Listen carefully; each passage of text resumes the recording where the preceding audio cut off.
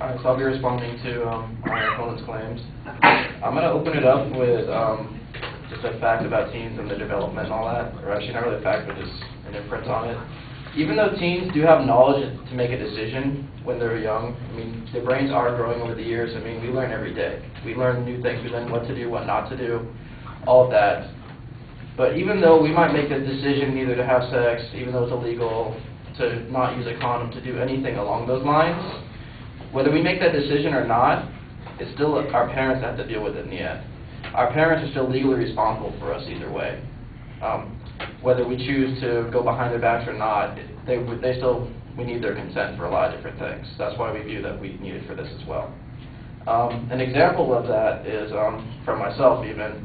Even though I was in the hospital last year when I was 17, they were still asking me for my consent on certain items in the hospital, but there were certain things like the anesthesiologist, stuff like that, where they would ask me, but then they would ask my parents directly afterwards to make sure it's all right with them. So I still had the ability to refuse treatment, but in the end, it was their decision on what would happen to me since I was a minor at the time. Another thing about that is sex in general. When you talk to your kids about it, and when you talk to them about these abortions and all that kind of stuff, it can actually lead to decreases in a lot of different things.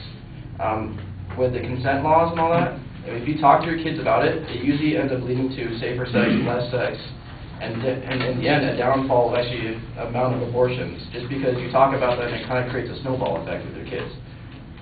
An example of that is in California. Here's some of the statistics for live births and abortions. In 2004, the live births were around 550,000. The abortions were around 90,000. In 2005, they were close to also still around 550,000.